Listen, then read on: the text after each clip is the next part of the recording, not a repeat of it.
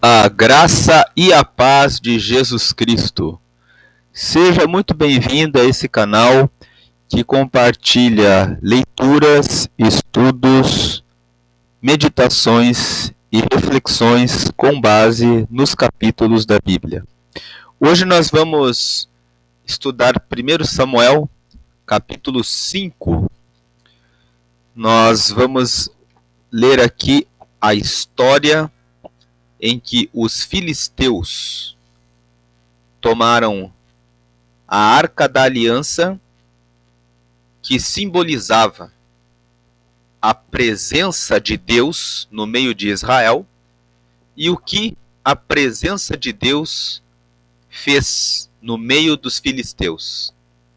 Vamos ver aqui, da leitura deste capítulo, que só Deus é verdadeiramente Deus e que Ele mantém a sua soberania e a sua supremacia sobre todo e qualquer outro Deus. Vamos ler aqui o texto. 1 Samuel capítulo 5, versículo 1. Os filisteus, pois, tomaram a arca de Deus e a trouxeram de Ebenezer a Asdod. Asdod era uma das cidades dos filisteus. Versículo 2. E tomaram os filisteus a arca de Deus e a meteram na casa de Dagom e a puseram junto a Dagom. Dagom era o deus, um dos deuses dos filisteus. Eles tomaram a arca da aliança e colocaram junto com Dagom. Versículo 3. Levantando-se, porém, de madrugada os de Asdod, no dia seguinte, eis que Dagom estava caído com o rosto em terra, diante da arca do Senhor, e tomaram a Dagom e tornaram a pô-lo no seu lugar. Veja que o versículo 3 revela que o Deus deles caiu diante da arca do Senhor, simbolizando o poder, a soberania de Deus. Foi o próprio Deus que fez com que a imagem de Dagom caísse diante da arca, porque na arca estava a presença do Senhor. Versículo 4. E levantando-se de madrugada no dia seguinte, pela manhã, eis que Dagom jazia caído com o rosto em terra, diante da arca do Senhor. E a cabeça de Dagom e ambas as palmas das suas mãos cortadas sobre o limiar. Somente o tronco ficou a Dagom. Nesse versículo 4, nós tiramos uma lição. Sempre que alguém que adora a outros deuses insiste e teima no seu pecado, Deus manifesta o seu poder de uma forma maior para revelar que é Ele que realmente governa. Nós vemos aqui que o povo filisteu colocou a arca de Deus junto com Dagom. Deus já não aceitava essa situação, porque Deus não divide a glória dele com outros deuses. Então, no primeiro dia, como nós lemos no versículo 3, Deus fez com que Dagom, a imagem de Dagom, ficasse inclinada diante da Arca da Aliança. Como os filisteus pegaram Dagom e colocaram novamente ao lado da Arca da Aliança, no segundo dia, Deus, para revelar a sua soberania e o seu poder, fez com que no dia seguinte Dagom caísse com o rosto em terra e a sua cabeça e as suas mãos fossem cortadas, ficando apenas o tronco, revelando, falando, comunicando a sua mensagem, dizendo para o povo filisteu: prestem atenção, eu sou Deus, eu tenho soberania, o Deus de vocês não vai dividir a glória comigo, eu é que reino e governo. Deus estava dando esse recado para os filisteus. Versículo 5. Pelo que nem os sacerdotes de Dagom, nem nenhum de todos os que entram na casa de Dagom pisam o limiar de Dagom em Asdod até ao dia de hoje. Quando nós lemos na Bíblia assim, até ao dia de hoje, não significa que é até hoje, nesse dia em que nós estamos lendo a Bíblia. É até o dia em que esse texto foi escrito. Né? Então, assim, quando o livro de 1 Samuel foi escrito, na época dele, relatando esses fatos, na época em que Samuel ali estava escrevendo esse texto, uns dizem que foi Samuel que escreveu o primeiro livro de Samuel até uma certa parte, e depois ele foi continuado por alguns discípulos que contaram as outras histórias. Mas o fato é que quem escreveu o 1 Samuel, até o dia em que o livro dele estava sendo escrito, se contava que os filisteus não entravam na casa de Dagon, nem os sacerdotes de Dagon pisavam no limiar, em razão disso que havia acontecido. Sempre que Deus manifesta o poder dele, fica uma marca, um limite para o ser humano, dizendo: não façam isso.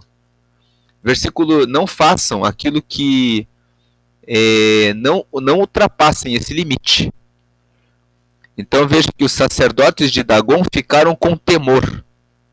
Eles colocaram ali: não pisar mais no limiar de Dagon. Versículo 6. Porém a mão do Senhor se agravou sobre os de Asdod, e os assolou, e os feriu com hemorroidas, a Asdod e aos seus termos. Vejam que Deus deu um primeiro sinal. Dagon caiu diante da arca do Senhor, Deus mostrando que ele é o único digno de toda honra e todo louvor e glória. No versículo 2, o povo não entendeu. Colocaram Dagon de volta ao lado de Deus. Então Deus fala: vou revelar a minha soberania de uma forma mais poderosa. Vou fazer com que a cabeça e as mãos sejam cortadas e fique apenas o tronco, para que fique um sinal da minha soberania, a ponto de os sacerdotes de Dagon não entrarem mais na casa de Dagon, né? Quando eles entram, nenhum deles, dos que entram na casa de Dagon, pisam o limiar de Dagon em Asdod. Nunca mais pisaram no limiar em Asdod. Ainda não foi suficiente. Então eles continuaram carregando a arca da aliança, continuaram carregando a presença de Deus no meio entre eles, sem prestar a devida adoração a Deus. Então Deus começou a feri-los com hemorroidas para dar um sinal. Talvez alguém leia esse texto pensando assim: como Deus é mau, como Deus é ruim, porque ele colocou hemorroidas no povo. Mas essas hemorroidas que foram colocadas no povo foi para que eles se arrependessem, para que eles reconhecessem que Deus é Deus e que eles não poderiam carregar a presença de Deus cultuando Dagon, cultuando outros deuses. Tem muitas pessoas que querem carregar a presença de Deus e ao mesmo tempo querem adorar a outros deuses. Jesus disse que isso não é possível.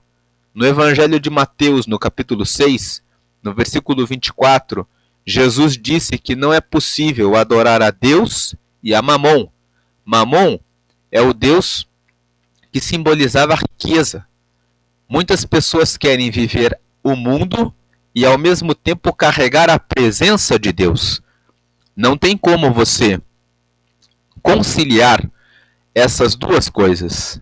Existem muitos ídolos que precisam ser deixados de lado para que se possa servir a Deus.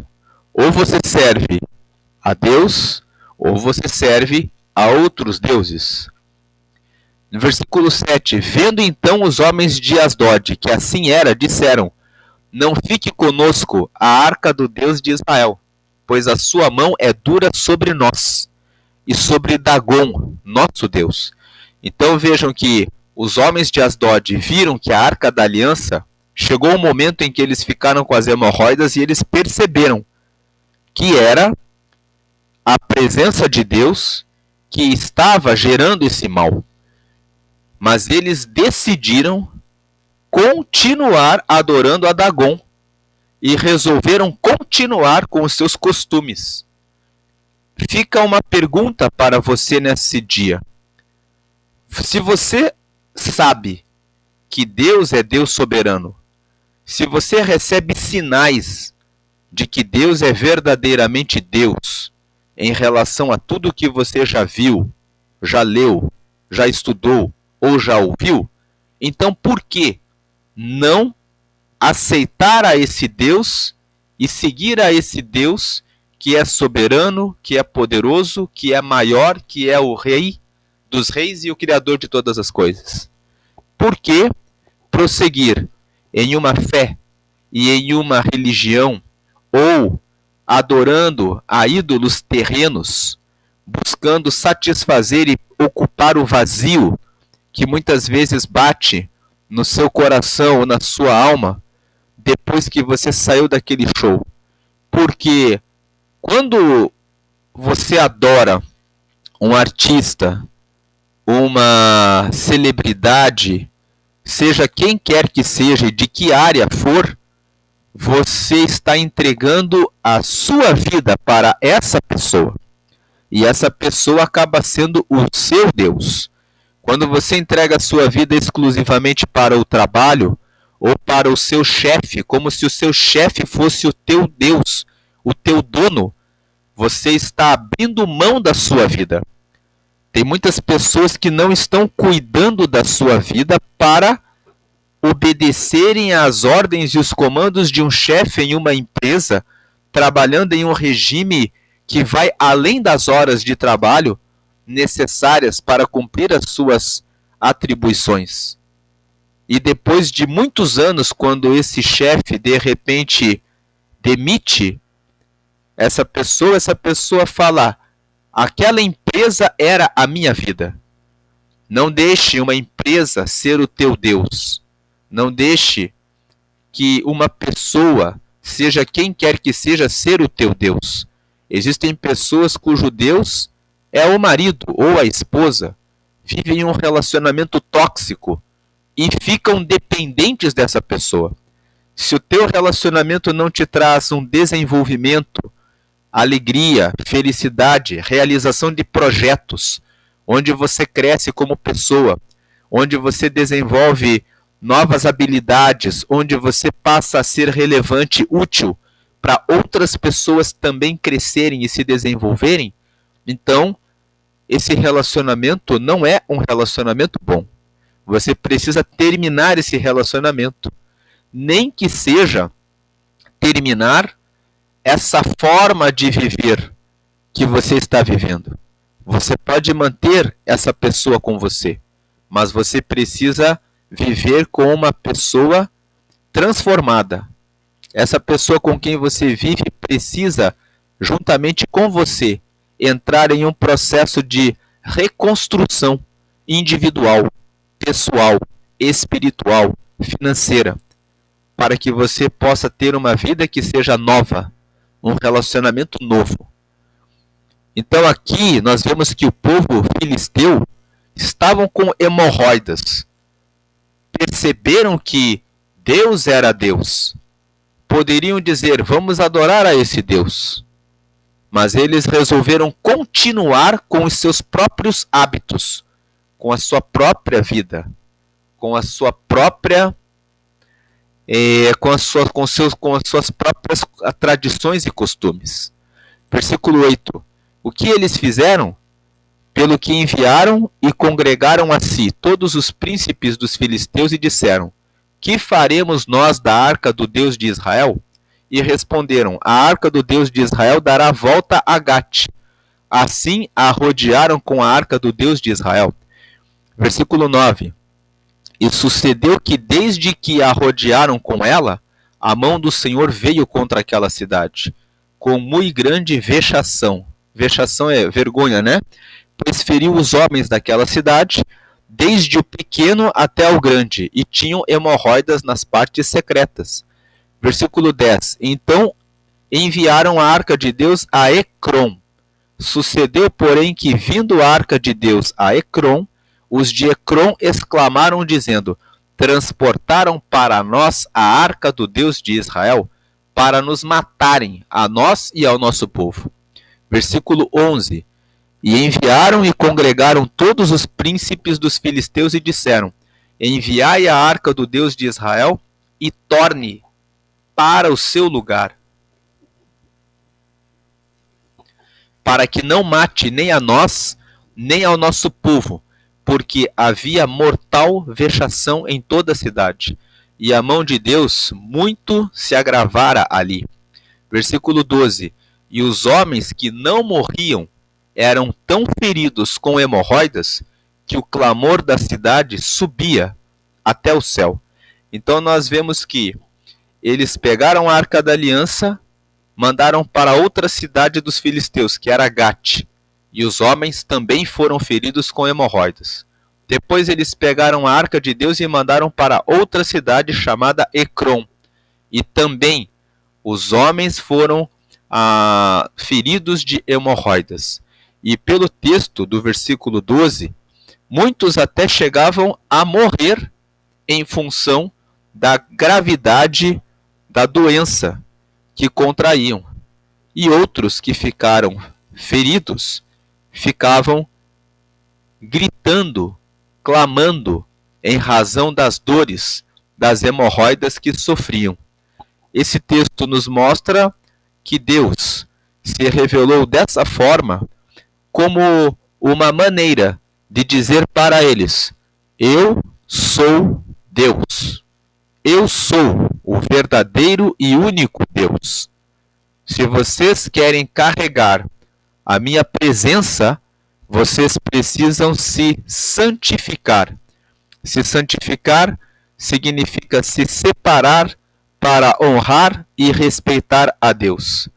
Como o povo filisteu desprezava a Arca da Aliança, desprezava o Deus poderoso pelo fato de ser o Deus do povo de Israel, e eles consideravam que não deveriam, que os israelitas eram seus inimigos, se colocavam como inimigos também de Deus. Então, tratavam Deus como sendo o Deus do outro. E aqui nós podemos tirar uma aplicação. Muitas pessoas pensam que Deus é Deus de uma placa, de uma denominação. Deus não está preso a nenhuma nação. Deus não está preso a nenhuma placa de igreja. Deus não está preso a nenhum povo. O Deus de Israel apenas é Deus de Israel porque Israel é descendente de Abraão. E Deus disse para Abraão que nele seriam benditas todas as nações da terra.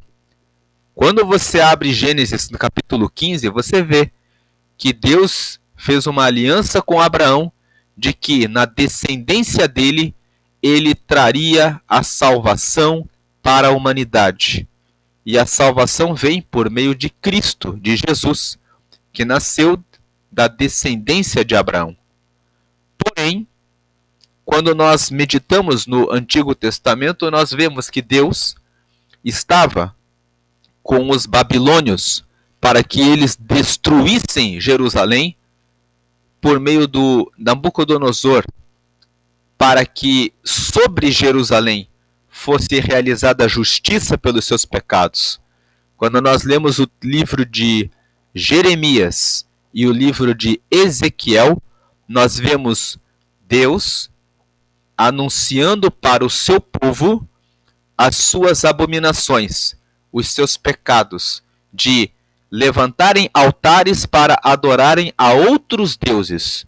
E esse foi o motivo pelo qual Deus usa o profeta Jeremias para decretar que Jerusalém seria invadida e que a sua terra seria queimada a fogo, e muitos seriam mortos pela espada e outros seriam enviados para outras terras.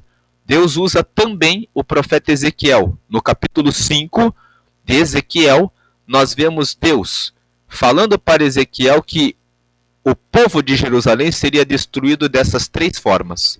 Uns seriam queimados a fogo, outros seriam mortos à espada e outros seriam os que escapassem do fogo e da espada teriam que fugir para outras terras.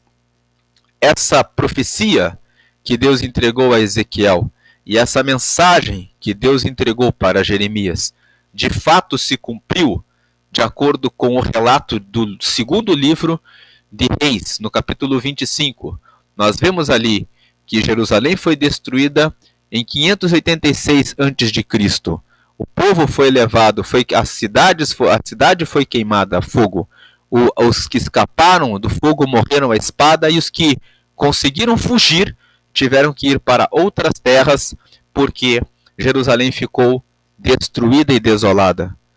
Vemos com esse relato dos livros de Jeremias e de Ezequiel que quando o próprio povo de Israel, que tinha o Deus Criador dos céus e da terra como seu Deus, resolveram adorar a outros deuses, o próprio Deus de Israel, que é chamado Deus de Israel, fez com que o seu próprio povo, o povo que chama pelo nome dele, passasse pelo fogo, pela espada e pela morte, pela perda do seu território. Então, quando isso mostra que Deus não é o Deus de Israel, mas ele é o Deus criador dos céus e da terra e que honra e derrama a sua glória, a sua presença sobre todos aqueles que o honram e o reconhecem como único e verdadeiro Deus. Então, esse capítulo 5, lendo em conjunto com os livros de Ezequiel e de Jeremias, nos mostra que Deus, ele é o único Deus verdadeiro a quem o ser humano, independente de povo, independente de terra, independente da língua, independente da nação, deve adoração. Existe um Deus que criou os céus, que criou a terra, que criou todas as coisas que existem e ele foi quem criou todo esse sistema que gera a vida das pessoas. E todas as pessoas, independente de terra, língua, nação ou povo, deve honrar e adorar a esse Deus. No meio do caminho nessa vida, muitas pessoas querem nos apresentar vários deuses. O Deus do sol, o Deus da lua, o Deus das estrelas, o Deus ídolo terreno, o Deus trabalho, o Deus riqueza. São coisas nessa vida para as quais o ser humano é chamado a dedicar a sua vida e para prestar um culto. Mas o único que é digno de receber todo o culto e toda adoração é o Deus criador dos céus e da terra. Ele criou os céus, ele criou a terra, ele criou todas as coisas. E depois ele formou o homem para desfrutar de todas as coisas. Mas o homem, e no último dia, no sétimo dia, ele decidiu descansar para dizer: olha, meu filho, tudo que eu criei para você, agora cuida e vive em paz no relacionamento comigo. Esse capítulo 5 de 1 Samuel pode ser lido apenas como uma história. A história de que o Deus de Israel não se agradou dos filisteus. Mas na realidade, se os filisteus se humilhassem diante do Deus de Israel, desse Deus que manifestava sua presença nessa arca da aliança, dizendo: o que faremos para termos amizade contigo? Deus os receberia e os aceitaria como seus filhos e como seu povo. Porque Deus não lança fora a ninguém. Ele recebe a todos. Mas ele não aceita que dividir a glória dele com outros deuses. Porque dividir a soberania dele, que criou todas as coisas e que fez todas as coisas, seria entregar aquilo que é só dele para um estranho. E se você pensa como Deus é egoísta, eu faço uma pergunta para você. Você trabalha, faz o financiamento da sua casa, faz o financiamento para a compra e decoração da sua casa. E quando chegam na sua casa dizem: parabéns, Joana, parabéns, Mário. E você nem conhece a Joana e nem conhece o Mário. Mas as pessoas entram na sua casa que você, com o seu trabalho, comprou, com a decoração que você, com o seu trabalho e com a sua criatividade, realizou, e as pessoas vêm e dizem: parabéns para Joana e parabéns para Mário, sendo que você sabe que foi tudo feito exclusivamente por você. Como você se sentiria? Você olharia e diria: espera um pouco. Fui eu que trabalhei e comprei essa casa. Fui eu que comprei cada item que existe nessa casa. Fui eu que escolhi cada cor que foi usada para a decoração dos móveis e para a pintura das paredes, para o piso que foi colocado nessa casa. E agora, vocês dizem que foi a Joana e o Mário que fizeram isso que eu fiz? Certamente que você diria: saiam da minha casa. Vocês não têm parte comigo. Vocês não me respeitam. Vocês não consideram todo o tempo de trabalho e dedicação que eu fiz. Esse trabalho é meu. Deus não divide a glória dele. Ele criou todas as coisas, ele criou todo o sistema que gera vida na terra. E ele não divide a glória dele com ninguém. Só Deus é Deus. E Deus recebe a todos. Bastava que os filisteus se santificassem, ou seja, se separassem e reconhecessem: Deus é Deus.